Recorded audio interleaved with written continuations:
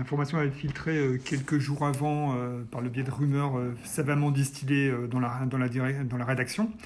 On avait déjà un peu une idée de ce qui allait nous être présenté. C'est très choquant en fait, parce que la direction, après avoir mis en œuvre de nombreux PSE, 4 en 6 ans, nous propose tout simplement de signer un accord qui l'autoriserait à baisser les salaires de tous les salariés de 10%, réduire le nombre de RTT, ramener les RTT de 22 à 6,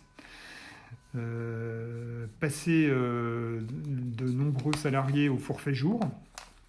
Tout ça en échange d'engagements qui semblent assez évanescents, puisqu'il s'agit juste de s'engager à ne pas mettre en œuvre de licenciement économique jusqu'en 2024.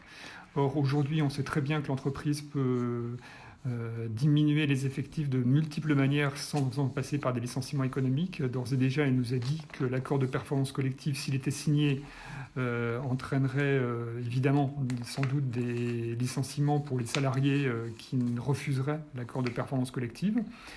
Et il nous a été dit que ces départs ne seraient peut-être pas remplacés. En tout cas, elle se refuse à s'engager à les remplacer. Donc, ce qui veut dire que plusieurs dizaines de postes pourraient disparaître dans l'opération, sachant qu'on est déjà dans des effectifs assez réduits pour fabriquer et alimenter les différents supports tant papier que numériques de l'entreprise.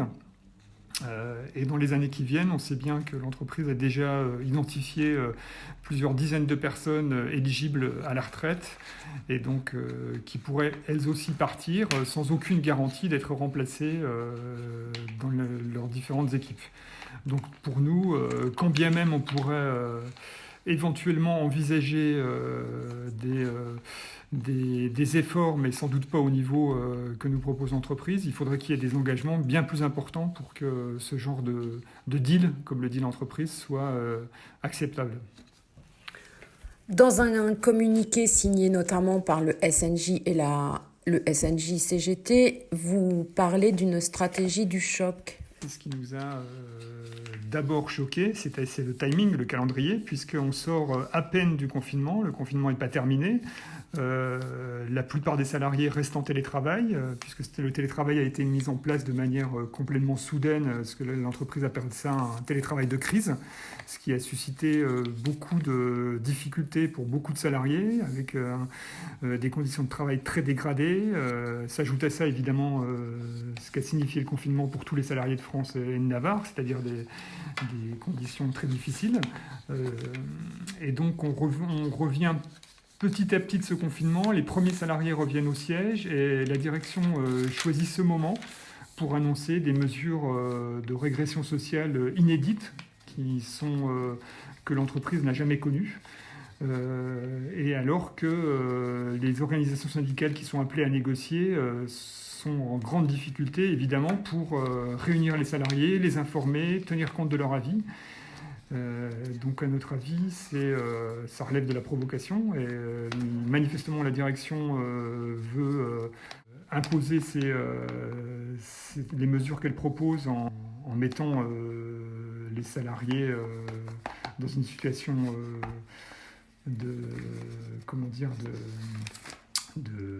sidération, tout à fait, merci.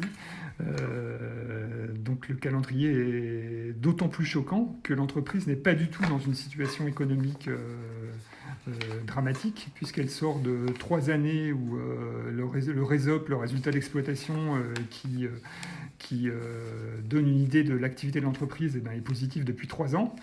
Et surtout, le groupe Amaury auquel appartient l'équipe dispose d'une trésorerie florissante, plus de 300 millions d'euros, ce qui permet à toutes ces entreprises, et notamment à l'équipe, de passer très facilement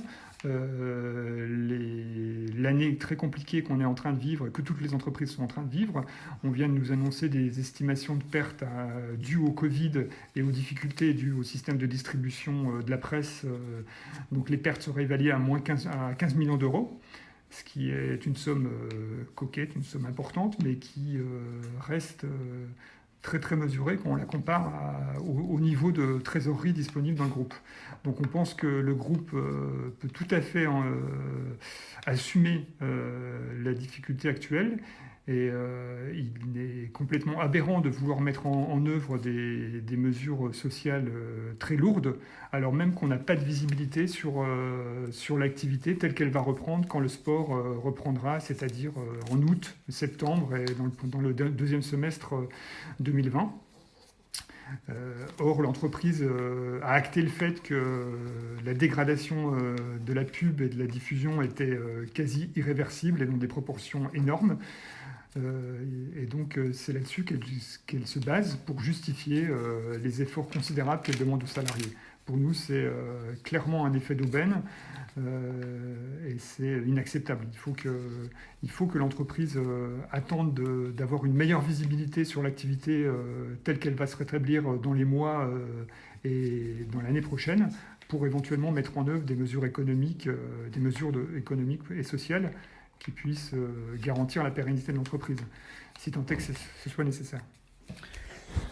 L'entreprise, l'équipe aujourd'hui, c'est environ 380 salariés qui travaillent notamment donc, pour le quotidien l'équipe MAG, France Foot, Vélo Mag. Quel est leur état d'esprit aujourd'hui ? Une partie des salariés nourrit des craintes, évidemment, mais le sentiment prédominant qu'a suscité les annonces de la direction, c'est de la colère et beaucoup d'exaspération.